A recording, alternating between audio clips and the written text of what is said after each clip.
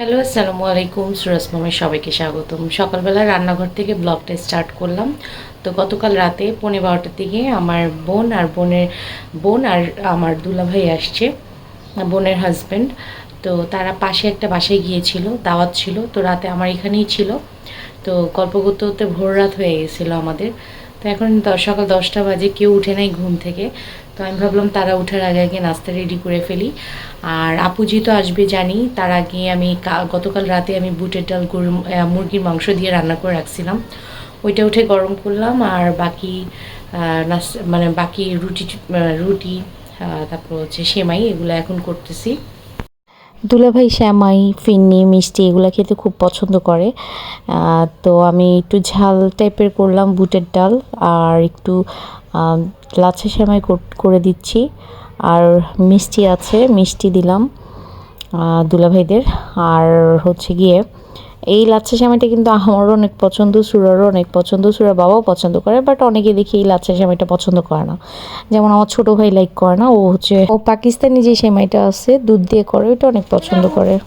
আমরা 4টার দিকে ঘুমাইছে, আর আপু তো ফজরের নামাজের পর ঘুমাইছে। তো সেই জন্য আর কি সবার লেট হচ্ছে উঠতে। আমি তাদের উঠার আগে হচ্ছে টেবিলে নাস্তা রেডি করে ফেলছি। তো আপুদের নাস্তা করা শেষ, নাস্তা খেয়ে ফেলছে। এখন দুপুরের জন্য রান্না করা হবে খিচুড়ি, শুটকি, তারপর হচ্ছে গরু মাংস। তো আপু আবার তানিয়ার হাতের খিচুড়িটা এর আগের বার আমার বোন যখন আসছিল তখন রান্না করা হয়েছিল। তো আপু অনেক পছন্দ করছে। তো যেহেতু আপু খিচুড়িটা পছন্দ করছে তানিয়ার হাতে, তো খিচুড়ি রান্না করব।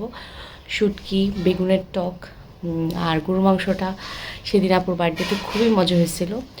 তো ওইটার রেসিপি চাইছিলাম, কী কী দিছে। তো আপু বলছে আপু রান্না করবে ওইটা। তো এই তো আজকে গরু মাংস, শুটকি, খিচুড়ি এগুলোই হবে রান্না। আমি আগে বেগুনের টকটা করে ফেলতেছি, তারপর হচ্ছে আলু ভর্তা, ডাল ভর্তা, ডিম ভর্তা এগুলো করব। আর তানিয়াকে বসি পরে 2 চুলায় শুটকি করতে, গরু মাংস ভিজায় দিছি। আর আমার বেগুনের টক করা শেষ। আর যেগুলা আগে কম সময় লাগে ওই রান্নাগুলো আমি একটু আগে করি, আর যেটা দেরি হয় সেটা আমি পরে বসাই। শেফ আমাদের এখন শুটকি রান্না করতেছে। আপনারা প্রত্যেকটি পাতে পাতে আপনারা চুল পাবেন। এই রেসিপিটা আমরা এখন দেখাবো আপনাদের। চুল আর এইভাবে দিবেন, হ্যাভি টেস্ট হবে। তামা তামা করে খাবেন আপনারা।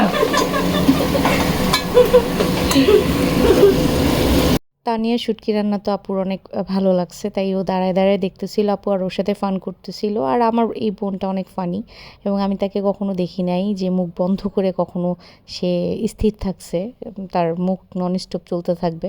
যাই হোক, এখানে আমি করে ফেলছি আলু ভর্তা, ডাল ভর্তা, ডিম ভর্তা, মরিচ ভর্তা, বেগুনের চাটনি, এগুলা করা শেষ। শসা কাটা হয়ে গেছে, লেবু কাটা হয়ে গেছে, এগুলো তো কমপ্লিট। এখন তানিয়া করতেছে হচ্ছে লইট্টা শুটকি ভুনা, চ্যাপা শুটকি হচ্ছে গিয়ে বাটা।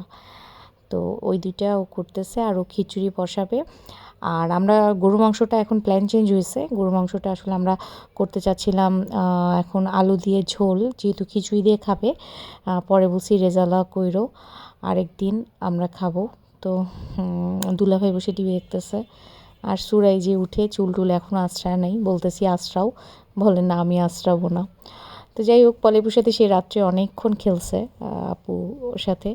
তো এখানে চাল ভিজানো হয়ে গেছে, খিচুড়ির এখানে ডাল মানে তানিয়া মশলা টশলা দিয়ে ডাল কষাচ্ছে, এখানে শুটকি হচ্ছে ওর। আর ও শুটকিটা আসলে অনেক মজা হয়। তো এই তো চ্যাপা শুটকি আর হচ্ছে লইট্টা শুটকি ভুনা করা শেষ। আর লইট্টা ভুনা করছে, আর চ্যাপা তো পাটায় বেটে তারপর হচ্ছে তেলে ভেজে নিছে। তো আজকে হচ্ছে বাসায় ধনিয়া পাতা অনেক, সব রান্নাতে ধনিয়া পাতা দেওয়া হচ্ছিল। তো ধনিয়া পাতা যখন দিচ্ছিলাম আমি তানিয়াকে একটা কথা বলতেছিলাম। তো আমি ইন্ডিয়াতে একটা ভাইয়ার ব্লগ দেখি, ব্লগটা দেখার কারণ হচ্ছে মানে ভাইয়াটার বাবা পুরা হচ্ছে আমার চাচার মতন। তার কথা বলার স্টাইল, তার হাসির স্টাইল, তারপর হচ্ছে তার অনেক সুগার, ডায়াবেটিক্স, বাট উনি অনেক সুগার খেতে, মানে সুগার টাইপের জিনিস খেতে পছন্দ করে, ফল, মিষ্টি, রসগোল্লা। তো আমার চাচাও এগুলো পছন্দ করতো। সে লুকায় লুকায়, আমার চাচি যতই মানা করতো, সে লুকায় লুকায় হচ্ছে গিয়ে ফল খেয়ে ফেলতো, আম বা কাঁঠাল, রসগোল্লা, মিষ্টি সামনে পেলে, ফিন্নি, এগুলো আমার চাচা করতো। তো ওনার বাবাটাও দেখলাম যে সেম। তো ওই ভাইয়ার মা হচ্ছে 3 বেলা মানে রান্না করে, ভাইয়া ওইটার ভিডিও করে, খাওয়া দাওয়া করে। তো এটা দেখি আমার ভালো লাগে। তো ভাইয়ার মা যখন তরকারিতে ধনেপাতা দেয়, তখন সে বলে যে মা তুমি এই অসভ্য পাতাকে কেন দিতেছো, এই পাতাটাকে দেখলে আমার অসভ্য মনে হয়। তো আমি তানিয়াকে বলতেছিলাম যে তানিয়া, আমিও যখন ধনিয়া পাতা দিচ্ছিলাম তখন ভাইয়াটার কথা মনে হচ্ছিল যে তা। তো তানিয়াকে কাহিনীটা বলার পরে ও অনেক হাসতেছিল, আমি আর ও মিলে হাসাহাসি করতেছিলাম। আর এখানে এই যে আপু চলে আসছে, সে এখন গরুর মাংস রান্না করবে আলু দিয়ে ঝোলি।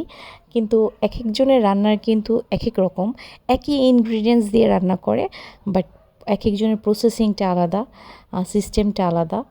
তো এখানে তো সব কিছু রেডি হয়ে গেছে, সব কিছু খিচুড়িও চুলার মধ্যে 80% হয়ে গেছে। আর এখানে তো সব ভর্তা টর্তা হয়ে গেছে। ভর্তা আসলে করতে বেশি সময় লাগে নাই, বেশি একটা তো ভর্তা করা আসলে হয় নাই। আর এই তো খিচুড়িটা হচ্ছে 80% হয়ে গেছে এখনও চুলায়। আর আপু ওই পাশে তো বেরেস্তা করতেছে, বেরেস্তা করার পরে তারপর এই যে মাংসটা দিয়ে অনেকক্ষণ এটাকে নাড়বে, তারপর আদা রসুন দিবে। তো যেটা বলতেছিলাম যে একই ইনগ্রিডিয়েন্টস দিয়ে রান্না করে, সব কিছু একই মশলা, কিন্তু এক একজনের রান্নার ধরনটা আলাদা। যেমন আম্মু মাখায় বসায়, আম্মু আবার অনেক টাইপেরও করে। আমি মাখায় একদম বসায় দিই, আপুও মাখায় বসায়। আবার আবার অনেকে অনেকভাবে রান্না করে। তো আমার ফুপু আবার সিরকা দিয়ে একটা মাংস করে, ওইটা আমাদের সবার অনেক পছন্দ। তো ওইটা আম্মুও করে, কিন্তু এক একজনের স্পেশাল সিগনেচার, এক একজনের এক একটা সিগনেচার আইটেম থাকে। তো ওইটা আসলে ভালো লাগে, তার হাতেই আসলে ভালো লাগে। তো সেদিন যেমন আপুর গরুর মাংসের রেজালাটা খুবই মানে মজা হয়েছিল। তো আজকে আপু বলতেছিল যে আমি অনেক মাংস ভিজাইছিলাম, তো আপু আবার উঠায় রাখছে, বলতেছে এত ভিজাইস না, আমি দিয়ে ওইটা মাখায় দিয়ে যাই, একদিন রান্না করবি। তো আমি বলছি না, একদিন আমরা খাবো, তখন খিচুড়ি না, আমরা রোস্ট পোলাও রেজালা এরকম খাবো, তখন তুমি ওইটা আবার কইরো। তো আজকে আপু বলতেছে যে তাহলে আজকে আলু দিয়ে আমি ঝোল রান্না করব, তো ওইটা আমিই বসাই। তো আপু আর কি বসাচ্ছে, তা আমি দেখতেছিলাম যে কখন কোন সময় কিভাবে দেয়, ওইটা আমি একটু ভিডিও করে রাখছি যেন ভুলে গেলেও মনে থাকে। আর রান্নাটা আসলে সত্যি কথা একটা আর্টের বিষয়, এক একজনের থেকে এক একটা জিনিস শেখা যায়। তো সেই জন্য হচ্ছে গিয়ে আমি এখন যেহেতু ভিডিও করি, তো আমি কিছু কিছু জিনিস ভিডিও করে রাখি। আমি আমার আম্মুরও অনেক রেসিপি আমার চ্যানেলে আগে ভিডিও করে রাখতাম। আম্মুর যেমন পাঙ্গাস মাছের কোফতাটা খুবই মজা হয়, তো ওইটাও আমি ভিডিও করে রাখছি। যদিও আমার করা হয় নাই, একবার না দুইবার করছিলাম, বাট ওইভাবে কেউ খায় না। তো পাঙ্গাস মাছ যেমন আমি পছন্দ করি না, আমার ছোটো ভাই খেত না, তানিয়াও খায় কি না আমার মনে নেই, সুরা বাবা লাইক করে, বাট ওই একজনের জন্য আসলে করতে ইচ্ছা করে না। কিন্তু আম্মু করলে আসলে খেতে ভালো লাগে। যাই হোক, জিরা বাটা দিয়ে দিছে, হলুদ মরিচ ধনিয়া জিরা যা দেই আমরা সবই দিছে আপু, কিন্তু আপু একটু এক একটা মশলা দিয়ে দিয়ে আর কি একটু একটু করে কষাই নিচ্ছিল। আর একটু সয়া সস দিল, আপু আবার চিনি দিছে, যেটা কিন্তু আমি দিই না। এবং আমি যে রান্নার বললাম যে ভাইয়ার ব্লগ দেখি, তার মা ইন্ডিয়াতে যা কিছু করবে, যেইটা কিছু করবে, শাক রান্না করুক, বেগুন ভাজি করুক, যা কিছু করুক, সে চিনি দিবেই। তারা চিনি ছাড়া নাকি তরকারির টেস্ট পায় না। কিন্তু আমি আবার চিনি দিয়ে তরকারি খাই না। আবার আপু নাকি সব রান্নাতে একটু চিনি দেয়। তো এক একজনের রান্না এক এক রকম। তো ওই যে আপুর রান্না করা শেষ, আলু দিয়ে গরুর মাংসটার চেহারা দেখতে কেমন হয়েছে আমি জানি না, কালারটা, বাট খেতে অনেক মজা হয়েছিল। তাই তো এখন আমরা সবাই মিলে খেতে বসবো, 3টার মতন বেজে গেছে। তাই আমি বলতেছিলাম দুলাভাইয়ের খিদা লাগছে, আপু বলতেছে যে সকালের নাস্তা এখনও হজম হয় নাই, দুলাভাইও সেম কথা বলতেছে। তারপর বলছি যেহেতু বেলা হয়ে গেছে অনেক, খেতে বসেন। তো আপু আসতেছে ফ্রেশ হয়ে, আর দুলাভাই এখানে বসছে।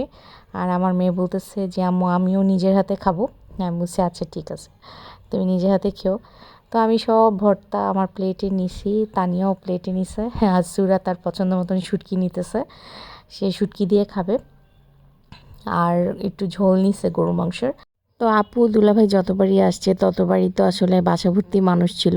তো দুলাভাই আর আপু কালকে ঢুকেই বলতেছে, আল্লাহ বাসাটা এমন লাগতেছে, মানে কেমন জানি লাগতেছে, মানে হঠাৎ বাসাটা দেখে আপুদের কাছে খারাপ লাগতেছে, আমার বোনকে মিস করছিল।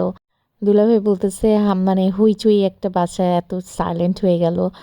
তো আপু বলতেছিল যে আমি এই কয়দিন টানা আসছি যখন মিমি ছিল, হঠাৎ করে এতদিন পরে আসছি, আমার কাছে জানি কেমন লাগতেছে, মিমি নাই। আমি বললাম যে ইনশাল্লাহ আবার যদি সবাই একসাথে আসে তাহলে হয়তো বা আবার আমার বাসা আবার হইচই হয়ে যাবে, অনেক বড় হয়ে যাবে। তো আমি সব কিছু গুছিয়ে ফেলছি, আপুকে সব খাবারগুলা দিয়ে দিলাম, যেহেতু আপু বলতেছে বিকালে চলে যাবে। আমি থাকতে বলছি, আপুর আবার কাজ আছে, এখান থেকে অন্য এক জায়গায় যাবে, কালকেও বের হবে। তো আমি খাবার দিয়ে দিছি যেন আপুর গিয়ে রান্না না করতে হয়। তো আমরা চোর পুলিশ ডাকাত বাবু খেলতেছিলাম, আমার মেয়ে পাগল হয়ে গেছে, পলি খালামুনি চলো আমরা খেলি। আর আপু যেহেতু খেলতে অনেক পছন্দ করে বাচ্চাদের সাথে, তো আপু ওর সাথে অনেক খেলছে, আর ওর সাথে আপু সারাক্ষণ মানে খেলাধুলার মধ্যেই ছিল। তো আমার মেয়েকে বলছে চোর পুলিশ খেলবা, ওই পর থেকে যে ও চোর পুলিশ খেলবো চোর পুলিশ, ও আসলে জানে না এই খেলাটা কীভাবে খেলে। তা আমি তানিয়া আপু সুরা আমরা খেলতেছিলাম চোর পুলিশ ডাকাত বাবু, এটা অনেক দিন পরে খেলতেছিলাম। তো 4-5 রাউন্ড খেলার পরে বলছি যে এইটাই হচ্ছে চোর পুলিশ, এভাবেই খেলে। তো তারপর হচ্ছে গিয়ে আমি দুলাভাইদের বিকালে নাস্তা দিলাম। সুরা তো পড়তেই পারে না, সুরা বলবে কেমনে? ডাকাত তানিয়ে ডাকাত হইছে। গোল্লা সুরা ডাকাত ছিল। তো রাজন ভাই আসছে, যেহেতু সুরা বাবা নাই, তো রাজন ভাই গিয়েছিল। আমার খালাতো ননদ আজকে বাগেরহাট থেকে আসছে, আজকে বলতেও এখনই আসছে। তো যেহেতু এই মাছগুলো নিয়েও ফ্রিজে রাখার মতন জায়গা নাই, ওর জন্য অনেকগুলো আনছে, তো সেই জন্য আজকেই নিয়ে আসতে বলছে। তো সুরা বাবা যেতে পারে নাই বলে রাজন ভাই কষ্ট করে আবার দিয়ে গেছে। ভাইয়াকে অনেক বললাম বাসায় আসেন, ভিতরে আসেন, একটু চা খেয়ে যান, সে কিছুতেই ঢুকলো না। তো ভাইয়া আসলে কষ্ট করছে, এর জন্য অনেক অনেক থ্যাঙ্কস ভাইয়াকে। যদি ভাইয়া আমার ভিডিও দেখে থাকেন, অসংখ্য ধন্যবাদ এত কষ্ট করে আমাকে মাছগুলো এনে দেওয়ার জন্য। তো এই মাছগুলো পাঠাইছে হচ্ছে সুরার দাদি সুরাকে, যেহেতু সে জানে সুরা মাছ খেতে অনেক পছন্দ করে, আর তার ছেলেও অনেক পছন্দ করে। তো সুরাকে মাছগুলো পাঠাইছে, বলছে ও যখন খেতে চাবে ওকে ভেজে ভেজে দিবা, ও যেভাবে খেতে চায় সেভাবেই রান্না করে দিবা। তো দাদি নানিদের যেরকম নাতনিদের জন্য টান থাকে, ওরকমই আসলে সে এত দূরে বসে থেকেও সে এখান থেকে বাংলাদেশে কল দিয়ে সে মাছ পাঠায় দিছে। আমি আর সবুজ মানে সুরা বাবা আমরা কেউই কিন্তু জানতাম না এই বিষয়। যখন আনবে তার একটু আগে আমাকে ফোন দিয়ে বলছে যে কেউ থাকলে পাঠায়ও, মাছগুলা যেন আজকেই নিয়ে আসা হয়, কারণ আমার খালাতো ননদ যে আসছে ঢাকা, তার ফ্রিজে জায়গা নেই, কারণ ও অনেক কিছু নিয়ে আসছে। তো এই তো সুরা বাবা আবার পাঠালো ভাইয়াকে, ভাইয়া নিয়ে আসছে। এখানে ট্যাংরা মাছ আছে 2 কেজির মতন, কোরাল মাছ দিছে একটা, আর হচ্ছে তেলাপিয়া একটু বেশি দিছে, বলছে তেলাপিয়া সুরা খেতে যেহেতু পছন্দ করে, ওকে তুমি তেলাপিয়া ভেজে ভেজে দিবা বা রান্না করে দিবা। তো আমার শাশুড়িকে আমি ভিডিও কল দিচ্ছিলাম, বলল যে নামাজ পড়তেছে, নামাজ পড়ে কল দিবে। আর আমার ননদের শাশুড়িরা যেহেতু অনেক দিন ধরে বাংলাদেশে, তো আমি যেতে পারতেছিলাম না, সুরা বাবা যেহেতু নাই, তো আমি যাব, ও আসলে ইনশাআল্লাহ। আন্টি অনেক অসুস্থ, আর আমার ননদরাও আসছিল, তারা গতকালকে দুবাইতে চলে গেছে, আন্টিরা লন্ডনে ব্যাক করবে আরও কিছুদিন পর, আন্টি আঙ্কেল। তো যাব সুরা বাবা আসলে। আর এখন আপাকে বলছি মাছগুলো খুব ভালো মতন ধুয়ে প্যাকেট করে করে রেখে দিবেন। আর সবাই মানে বাগেরহাটে খালারা হয়তো, তারা খালা বা মামি হয়তো বা মাছগুলো একদম সুন্দর করে কেটে ক্লিন করে পাঠিয়ে দিছে। ভাবছে আমার কষ্ট হবে, আমার শাশুড়ি বলছে কেটে সুন্দর করে পাঠিয়ে দিবা। তো তারা পাঠিয়ে দিছে। তারা একটু রাগও করতেছিল আমার শাশুড়ির উপরে, যে আরও আগে বললে আমি একটু বড় বড় ধরে মানে বড় বড় সাইজগুলো রাখতে পারতাম। লাস্ট মোমেন্টে বলছে, তো আমার শাশুড়িও বুঝতে পারে নাই। তো যেগুলাই দিছে আলহামদুলিল্লাহ, এগুলা ছোট ছোট পিসই ভালো আমার মেয়ের জন্য, আমি ভেজে ভেজে দিতে পারবো। সুরা বাবাও ভাজা মাছ অনেক পছন্দ, ভাজা মাছ বলতে গোটা ভাজা মাছ দিলে ও অনেক পছন্দ করে, বাট রান্না করলে আমার বাবার মতন কাঁচাটা পছন্দ করে। তো আমি আপাকে বলতেছিলাম যে আমার শাশুড়ি কল দেওয়ার আগে আগে আপনি সবগুলা হচ্ছে গিয়ে একদম ক্লিন করে ফেলেন, সব মাছগুলো ছুটায়ে ধুয়ে ফেলেন এবং 5 ঘন্টা আসতে লাগছে, 5 ঘন্টা 5.5 ঘন্টা। দেখলাম এখনও অনেকটা বরফ আছে, মানে শক্ত হয়ে আছে মাছগুলা। তো আপা সবগুলো ক্লিন করে রাখছে। আমি বলছিলাম গুনে সুন্দর করে পলিথিন করে করে রাখেন। আমার শাশুড়ি আবার ভিডিও কল দিছে, বলছে গুনো তো, দেখো তো কয়টা পিস হয়েছে তেলাপিয়া। তো গুনে গুনে বললাম। আর আপুরা এখন চলে যাবে, আপুকেও আমি একটু ট্যাংরা মাছ আর তেলাপিয়া মাছ দিয়ে দিছি। মাছ নিয়ে যাচ্ছি, বাগেরহাটের মাছ। থ্যাংক ইউ আনিকার শাশুড়িকে।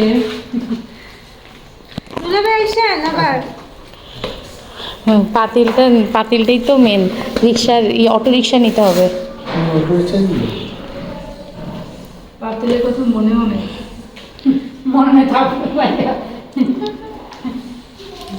আমার মেয়ের মন খারাপ হয়ে গেছে। এক ভাই। তো আবার রান্নাঘরের দিকে আসলাম। ও আচ্ছা, 3টা নারিকেল পাঠাইছে, তেঁতুল পাঠাইছে।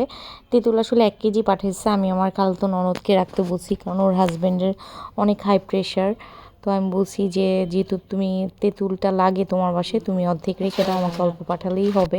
আর একটু মাছ আমি আমার কাজের আপাকে দিছি, তেলাপিয়া ট্যাংরা, যেন উনিও একবেলা রান্না করে ওনার ছেলেমেয়ের সাথে খেতে পারে। তো সবাই ভাগাভাগি করে যে কোনো কিছু খাইলেই এটার আনন্দ অনেক, এটার বরকতও কিন্তু অনেক।